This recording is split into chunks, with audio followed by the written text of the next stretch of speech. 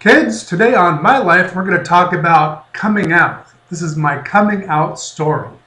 Now, it's multidimensional, there's lots to it, so let's get started right away. I officially came out when I was 17 years old. Now, I knew I was attracted to men and was able to start manipulating men at the age of 6. I began having sexual relations with males when I was 9. I began having sexual relations with females when I was 14. I came out, not by my own accord, at the age of 17. Actually, it was nearly 17 and a half, almost there. Now, this was back in 1983. And I was still on the fence, thinking I was bisexual at that point. But I was outed. And I was outed viciously and probably today illegally by a football coach named Mike Giddings at Newport Harbor High School in Newport Beach, California. He essentially threw me off my football team in my senior year during like the summer Hell Week practices, right after I had talked my father into recarpeting the entire weight room. And I was actually doing exceptionally well that year for wearing residual makeup from going out at night. And basically what I was doing was I was going out and doing comedy drag shows. I also at the time had a girlfriend. So for me, writing and performing comedy was entirely separate from my sexuality and certainly entirely separate from playing football. And with the guys that I played football with, I had known most of them since the second grade or the seventh grade or at least the ninth grade. So in most cases, I had known all of them for at least 4 years. So there was no one that I was sexually attracted to that I already hadn't had sex with if they wanted to have sex. But it was not something I ever forced. It was not an issue I forced on anyone ever. And the excuse that was given to me was that the coach felt that for the safety of the smaller players, because I was large, I'm a large guy at 6'2" and a half, and I was a lineman, and I was, pretty beefy and muscular at the time. He felt that for the safety of the smaller players, that I should be removed from the team because he didn't want anyone being sexually assaulted in the locker room. Now, I found that amusing since I'd been in the same stinky locker room with the same guys for years. I never ever got an erection because if you've ever been in a football locker room, it smells like absolute hell in there. And frankly, at that stage in my life, I was already keeping makeup and dresses and duct tape and shit in my locker because after the Friday night football game, I had to go do a show. So the last thing I wanted to do was have sexual relations with one of my buddies because they were just my buddies. I mean, I never even thought of the concept of something like that. So it was odd to me and it was very hurtful. And then I heard from fellow teammates later on that he went out and explained that I was taken off the football team because I, quote, violated the rule of football players never being able to wear makeup, which I found very funny because many of the football players back in the 80s, if you remember going out in the 80s, everyone wore makeup. Punk rockers wore makeup, eyeliner, shit like that. So a lot of these guys went out and wore makeup. They just didn't wear as much as I did because I used to just cake it on pound after pound of makeup. So it was a whole different situation for me because I was doing female impersonation. I was actually doing the art of doing an elderly woman, an older woman, somebody that's actually my age now. Back then, that was the character I wrote. So it was a much different situation. Well, when I got thrown off the team, now my parents had already had some run-ins with me and they're very skeptical about my sexuality, and they hated my girlfriends. Every girlfriend I ever had, they hated. So now I had no reason to explain why I was thrown off the team. And fearing for my life, because my father actually told me face to face on several occasions he'd kill me. Remember, this is 1983. I went home and I wrote a long letter, put it on the dining room table, and fled. I left my car keys, everything. I packed a bag with some basic necessities and clothes and stuff. And I'd already moved all my drag over to a friend's house, and that's where I had kept it anyway. So I just grabbed some boy clothes, and I called a friend and I said, please come get me. It's life or death. And a friend came and got me and picked me up and took me to Hollywood. And I stayed in Hollywood, hidden out for a few days until I could figure out what to do. And then I was snuck up into the Lake Arrowhead region, where I spent most of my summers. And I had a coworker who my parents didn't know, who lived in a very kind of isolated place. And I just hung out and just clung to my sofa, to her sofa there, for several weeks. And my parents hired tons of private, investigators looking for me and concerned for me. And since I was 17 and a half, I wasn't an adult, so I couldn't legally make up my own mind what to do. So they finally found me. They put me in a really strange situation where they put me in a condo with a family friend, and his live-in girlfriend at the time. And the idea was in Huntington Beach, and the idea was that I was supposed to travel with my own car over to Newport Beach to go to high school. But they were still considering that because supposedly I had brought so much shame upon the family that my brother was having a problem at high school, because we went to the same high school and he was a freshman or a sophomore, I forget. But anyway, next thing, we went to a family counseling meeting, and I decided that it would be a great idea to show them that I was still the same person I was the day before the letter. So I dressed half in drag and half in football jock, which went over like a tin balloon. Not only did it not go over well for my parents, because I actually sewed my clothes in half and stuff, and it was really weird. I had, I had like it was interesting looking. Anyway, I had like my signature slinky bracelet on, and my big rings, and my I always wore fishnet stockings with the seams perfectly down the middle, and I wore like my jock shorts and a jock top. So, and half my face painted and half my face unpainted. Well, that didn't go very well. And I had long green nails at the time too. So I went to this meeting with this psychiatrist, and I spoke to him and I explained, I'm just the same person. They just don't realize that there's something, that I haven't changed. They got more information than they had realized. And he seemed to understand that.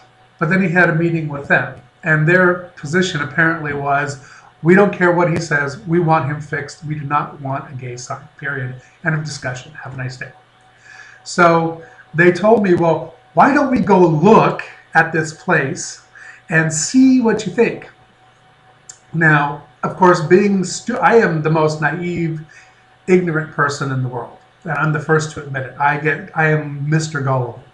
So good-heartedly, I decided to drive my car and follow them all the way across town from Irvine to Santa Ana to go see this nifty place called Santa Ana Psychiatric Hospital, or Psychiatric Center, or whatever. But it was actually an inpatient hospital for essentially rich kids whose family didn't know how to deal with them, who the psychiatrists that owned this hospital as a co-op basically suckered them out of tens of thousands of dollars each. Pretty much. That was the gig. So they drove me over to this place, and they said, let's go on a tour. So they showed me the open section.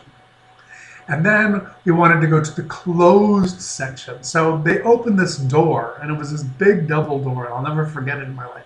They opened the door. They stuck me inside, and as soon as that door latched and locked, I knew inherently inside, my intuition told me I wasn't leaving. And sure enough, it was true. My parents had, against my will, without telling me, had admitted me, committed me to this hospital. And it was traumatizing because they stuck me in a room.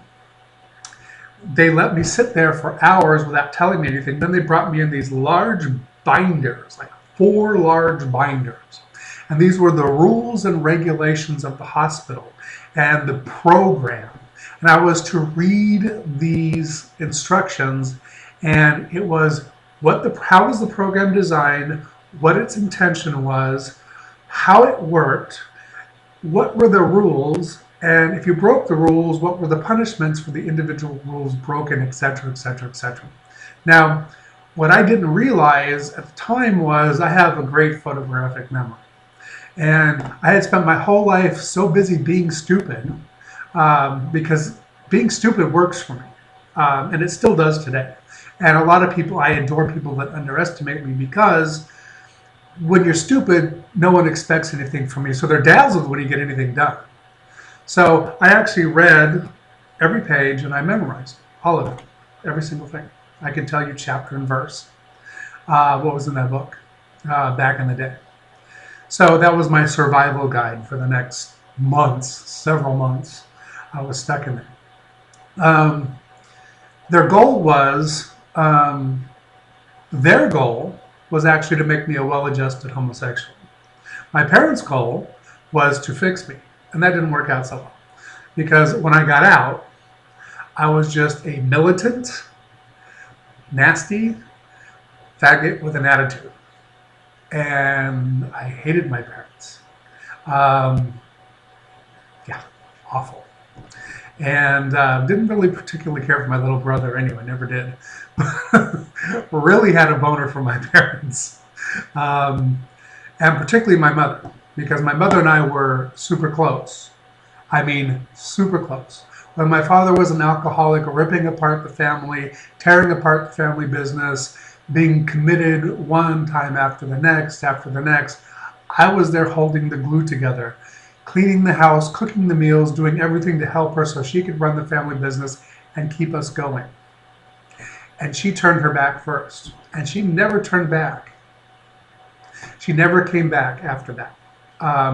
That was the tear in our relationship that got worse and worse and worse as time gone on. And she died all alone. Totally another story I'll tell you another day.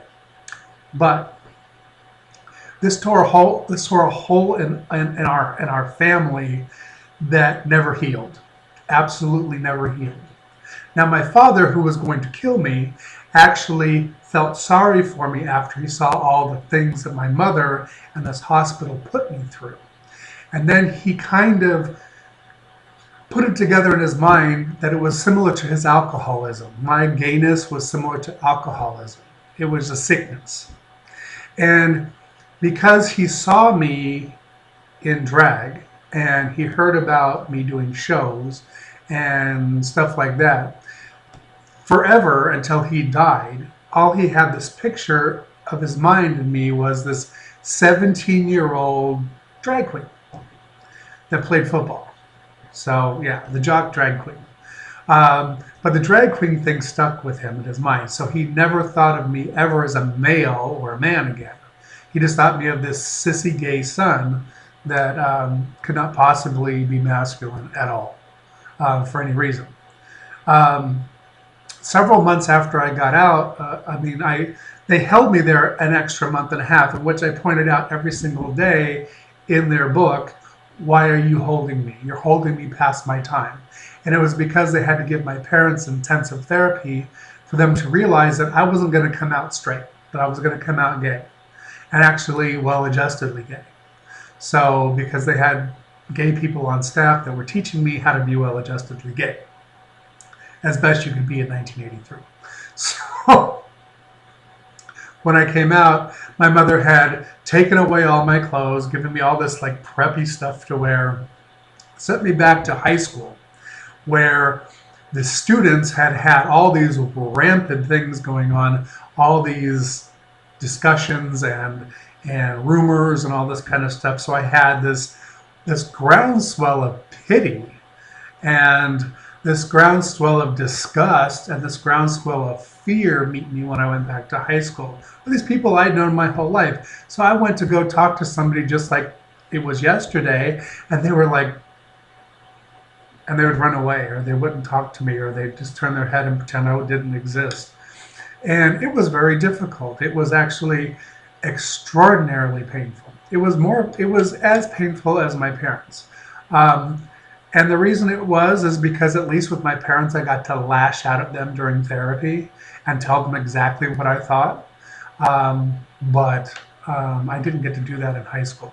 I just had to put up with it. And I just had to count my days until I left that godforsaken place. And to this day, it's a godforsaken place. Um, the fond memories are very few and far between.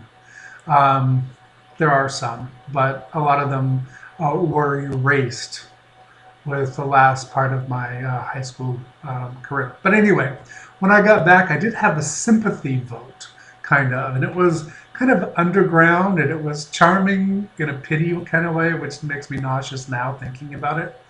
But they voted me for like Winter Formal King or something, and I don't know.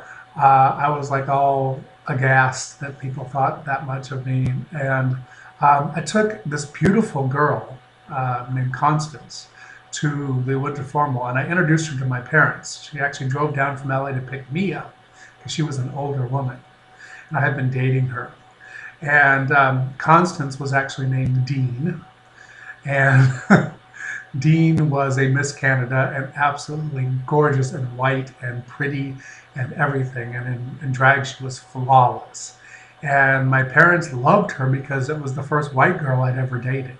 So they just thought she was amazing. So I took her to the Winter Formal, and everybody else thought she was beautiful and amazing because she was. Until I sprung it on everybody at the end of the night that it was actually a dude and the joke was on them. And then I came back after a romantic evening of trysting in a motel and told my parents the same thing the next day. Oh, by the way, that was a dude. His name's Dean. I've been dating him for months. So, yeah, wasn't cute. The principal called me and screamed at me for having my date with a penis go into the girls' bathroom, etc., etc., etc., which led on to the prom, which I went to by myself, and it was strange. It was strange because I actually went out after the prom. I made my parents buy me a prom dress because actually um, I got put on the prom queen list too as a joke. I remember that, and the principal came in and talked to me about that and brought my parents in and said, if you win prom queen, that, oh my God, the Daily Pilot's going to interview and there's going to be pictures and what are you going to do? I was like, oh, fabulous. And my parents begged me, please don't do that. The principal's like, no, we can't do that. So it was an interesting time in my life. Um, Meanwhile, I did get a custom dress out of Buffum's as ransom, and it was peach and gray taffeta, and it was fabulous. So I got to wear that, and I got to wear a tuxedo, and I went to the Odyssey Dance Club for some of those youths from West Hollywood back in the day, in a tux, and because I'd always dressed up when I went to the Odyssey, no one recognized me in a tux. So all my dance buddies had no idea who the hell I was without makeup on because I'd always wear lots of makeup and these like outrageous costumes that I'd come up with and stuff. And always a lot of fun. So that was part of my coming out. Now, that was tough.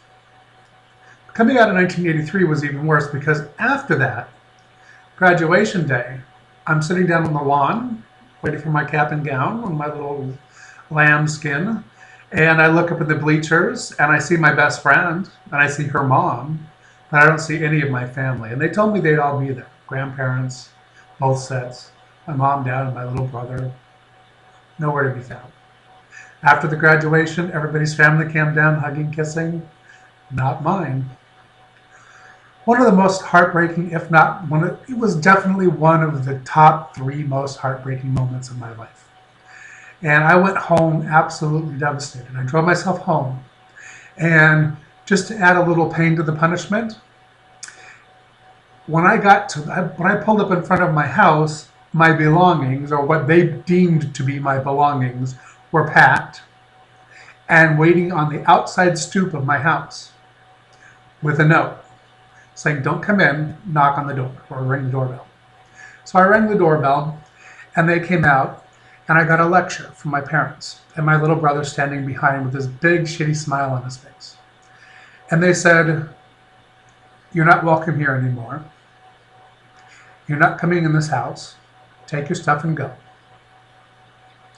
If you try to come back, you're a failure.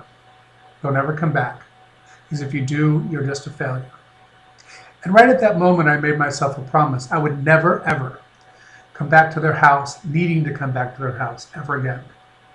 That I would rather die under a bridge than ever go back to my parents' house in any kind of way where I needed to live with them.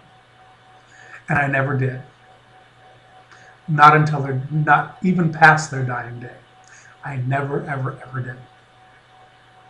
And at the time, I couldn't understand, and I hated them even more. But I realize now, as an older man, that was a crucial moment in my life that made me really strong.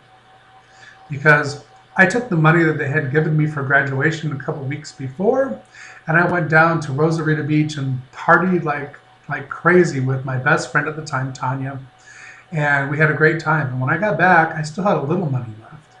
But I ended up sleeping on oil cans in a gas station that I worked at on 17th Street in Costa Mesa at a mobile gas station, sleeping on oil cans, cases of oil cans, for a few weeks, several weeks actually, and taking baths in a sink at the gas station where I worked at until I could find housing.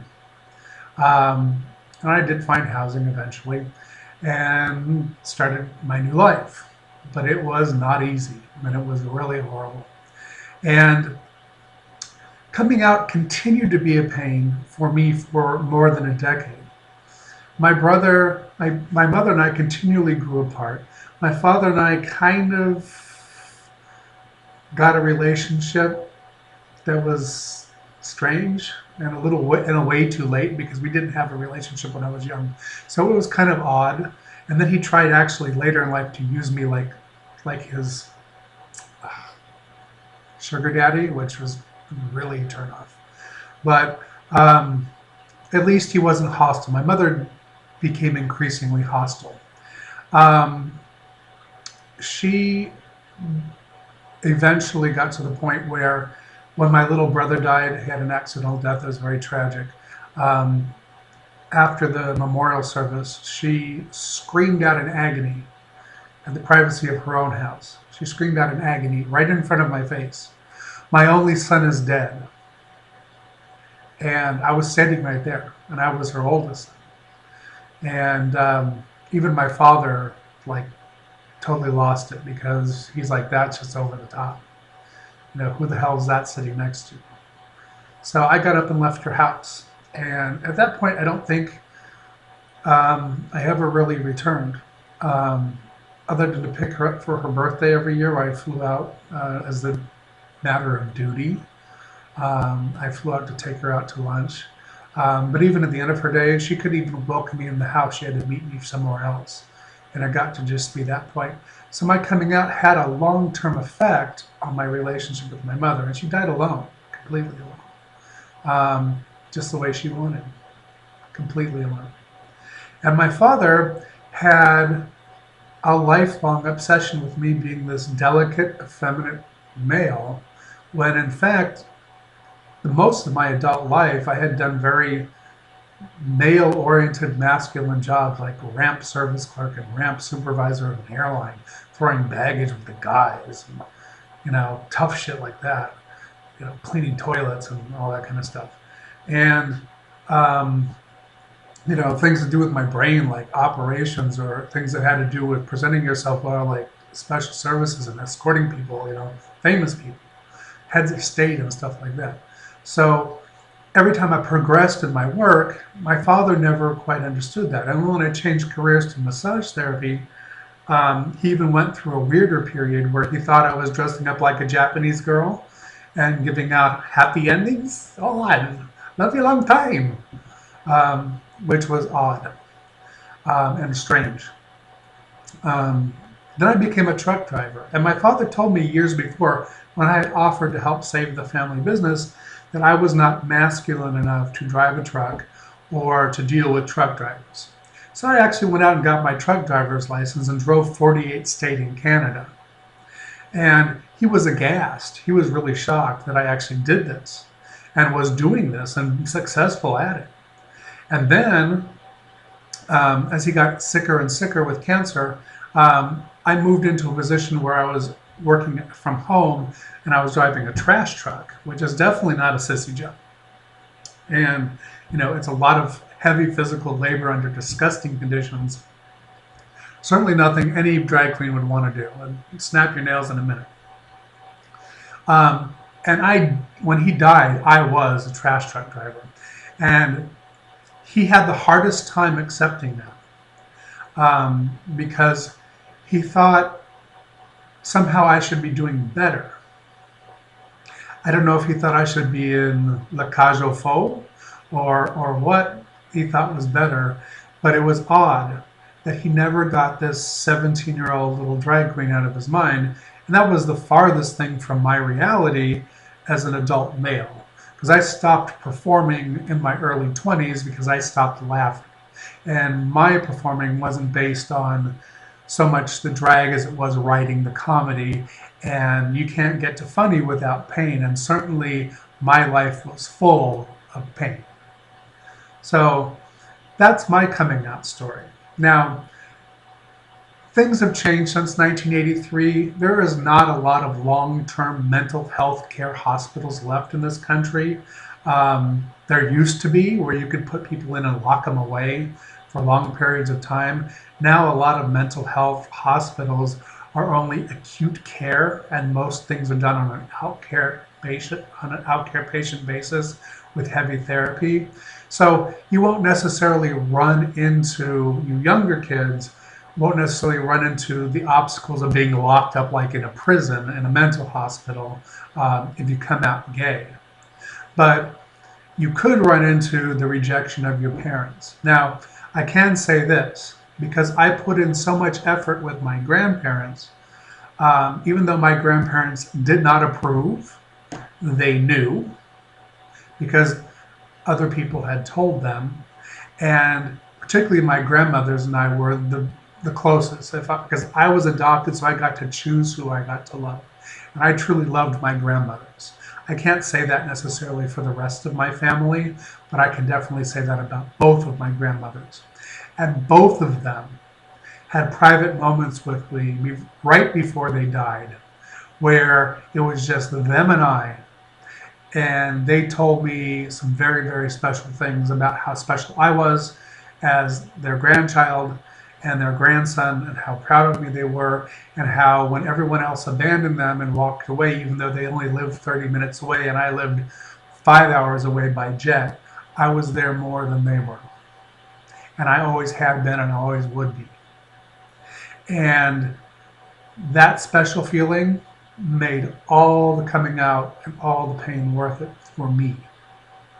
And to know that I was able to take and educate so many people since 1983, because when I came out, I was so militant. I was so militant that I would introduce myself, "Hi, I'm gay, and by the way, my name's Michael. If you have a problem with it, go fuck yourself." That was literally how I introduced myself to everyone for years and years and years. And because of my large physical size, I didn't get a lot of intimidating physical threats, because I would easily kick somebody's ass without even asking. You could get to set me off at no time. I mean, I had a fuse about this long. So I never really had the problem of physical threats which actually lent to the credence of me being honest, and it garnered people's trust. And through the years, I taught a lot of heterosexual people that you can trust gay people, that we're not all about wanting to eat you, especially gay, straight men, thinking that we all want to eat you or something. And that's not the case. Who wants that? I don't want a bunch of straight men. Let their wives go wash their underwear. I don't want all that crap, and I don't want all the drama. I've got enough self-esteem. I don't need that rejection. And that's important for coming out. And I know this has been a really long video, but I wanted you to hear a different kind of coming out and a different kind of story, because they're not all cute and pretty, and they're not all something that like they get mad for a few days or a few weeks and then it disappears. My mother died angry, and she haunted me for decades after her death, looking for a resolution. So it's not something that just ends. It's a process. And for those of you that are lucky enough to have accepting, loving parents and a loving family, God bless you. But if you don't, there is life after coming out, and there is life after your family. You can build your own family. And first and foremost, you have to count on yourself and be your own family. And that is a process in itself, learning to truly, truly love yourself and accept yourself when the world around you has completely walked away and washed their hands. It's like starting from scratch. And if you can do that, and you can survive that, no matter what you do in life, no matter your mannerisms, no matter your tastes, you're a true man. So for those of you watching, thank you for paying attention for all this time. I know it was a long, long video. But I just encapsulated 20-something years into 32 minutes. So have a good one, and thanks for watching. And Michael, if you watch this when you lose your memory, remember this is you talking to yourself. Have a good one.